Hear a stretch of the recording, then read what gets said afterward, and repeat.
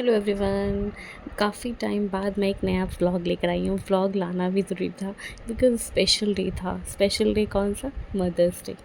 बहुत स्पेशल होता है, ये मुझे अब रियलाइज़ हुआ।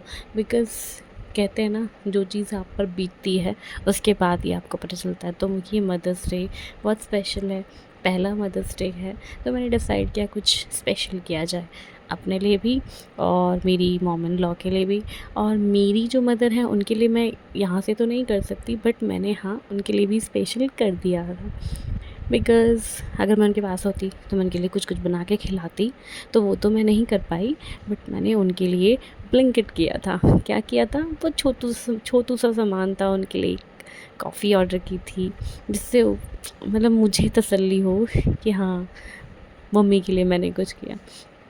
तो मदर्स डे तो बहुत ही स्पेशल है।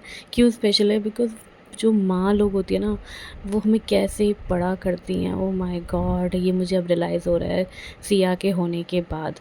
तो यहाँ पर मॉर्निंग में मैंने बनाए थे वेजिटेबल चीज़ सैंडविच। बहुत ही सिंपल तरीके से सारी वेजिटेबल, शिमला मिर्च, प्याज वगैरह कट करके, वो चॉपिंग वगैरह करके वो होगा था। और यहाँ पर मैं कुकिंग वीडियो बिल्कुल शेयर नहीं कर रही हूँ, बस मैं आपका अपना रूटीन दिखा रही हूँ कि मदर्स डे कैसे सेलिब्रेट किया। कहीं बाहर नहीं गए थे बिकॉज़ संडे वाला दिन था, और संडे वाले दिन अगर आप कहीं बाहर जाते हो तो बहुत ही रश मिलता है। और इस टाइम की सिचुएशन ऐसी है जो आप सभी को पता है। तो बाहर जाने का तो कुछ प्लान ही नहीं था, जो था घर में करना था।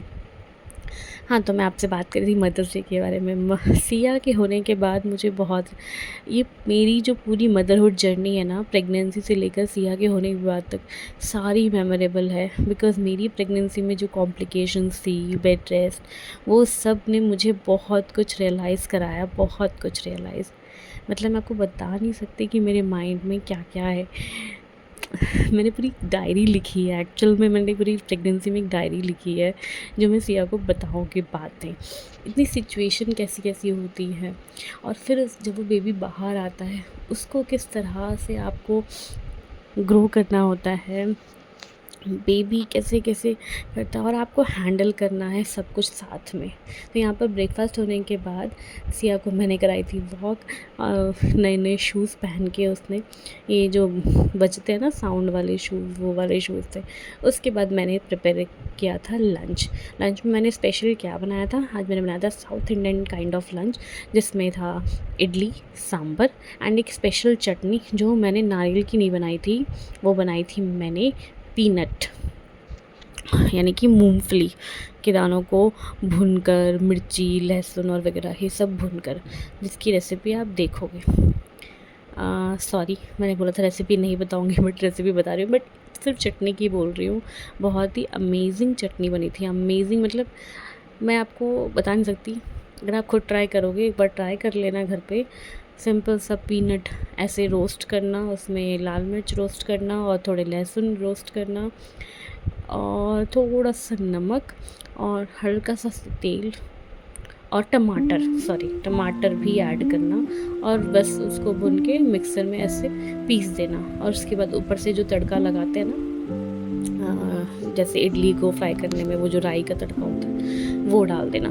इतनी अमेजिंग चटनी बनी थी ना, अमेजिंग। मतलब मुझे बाकी कुछ नहीं, चटनी पसंद आई। और बाकी इडली तो रवा सूजी की इडली थी, और सांभर सिंपल तरीके से बनाई थी, क्योंकि सिया मैडम के लिए दाल वाल बनाई थी, तो वही बिना तड़के वाली निकाल दी थी। उसमें मैंने सांभर मसाला ऐड करके बस बन गया था सांभर।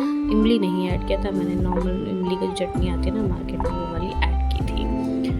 तो बस इस तरह से ये बना था लंच। और लंच करते करते मैं आपको अपनी मदरहुड जर्नी शेयर कर रही थी। क्या हुआ ना, माँ बनने के बाद ना ये रियलाइज़ हुआ कि कुछ चीज़ें सिर्फ माँ ही कर सकती है और कोई नहीं कर सकता। मतलब बहुत चीज़ें थी जो सेक्रीफाइस, नींद कह लो या करियर, थोड़े बहुत सेक्रीफाइस क्या, सब एडजस्टमेंट मम्मी को ही करने होते हैं। बीइंग अ फीमेल या कोई भी लेडी हो, एडजस्टमेंट, सेक्रीफाइसेस मेनली मतलब मेजरली तो फीमेल को ही करने होते हैं। और ये देखो सॉफ्ट सॉफ्ट इडली रेडी हो गई है बातों बातों में ही। जितनी वीडियो ये इजी लग रही है ना, ऐसी इजी होती नहीं है। और बीच में मैंने काम ख़त्म करके लंच बना के मैंने किया अपना ऑफ़िस का काम। मेरा ऑफ़िस का काम क्या है, बेसिकली मैं एक कॉस्मेटोलॉजी ट्रेनर हूँ, ट्रेनिंग प्रोवाइड करती हूँ। एंड अभी मेरा काम कभी घर से चलता है, कभी ऑफिस जाना है, मतलब चल रहा है। कैसे मैं मैनेज कर रही हूँ, जिस तरह मैनेज हो पा रहा है। ईज़ी बिल्कुल नहीं होता, इसीलिए मैंने मदर्स डे को इतना स्पेशल समझा है ना। मतलब मुझे और कोई दिन इतना स्पेशल नहीं लग रहा अब कि मैं उसको सेलिब्रेट करूँ जितना मदर्स डे लग रहा है। मतलब एक माँ बनने की जो जर्नी होती है ना, वो बहुत ही, इसमें बहुत कुछ होता है। शायद जो मॉमीज़ वगैरह होंगी वो समझ रही होंगी इस बात को, क्योंकि सब कुछ आपको करना होता है और कोई नहीं करता। हाँ, अगर इसमें फैमिली का, हस्बैंड का सपोर्ट आपको मिल जाए ना, तो आपको बहुत मोटिवेशन मिलता है। चलो, मोटिवेशन मिलता है कि हाँ कुछ करो, आगे करो। स्पेशली हस्बैंड का सपोर्ट मिल जाए तो बस इस तरह से। और बहुत सारी चीज़ें होती हैं, सब चीज़ें मैं आपको बता नहीं सकती, बट हाँ एक एग्ज़ाम्पल दूँगी। एक कहते हैं ना, जैसे एक मकान बनता है तो मकान बनने के बाद सब लोग उसके ओनर को बोलते हैं कि अरे बढ़िया मकान बनाया, बट उसमें जो धूप पसीना मिट्टी में लगा के जो मज़दूर उसको बनाता है ना, उसके लिए कोई कुछ नहीं बोलता। आई होप ये एग्ज़ाम्पल आपको समझ में आया हो। मतलब मेरे को तो, मैं बहुत रिलेट करती हूँ इस चीज़ से कि इतना कुछ करता है वो, और एंड में लोग किसको बोलते हैं, उसके ओनर को। तो माँ भी ना बहुत, एक तो वो 9 महीने और उसके बाद तक, जब तक बच्चा बड़ा होता है तब तक, मैं थोड़ी कसिया सो रही है।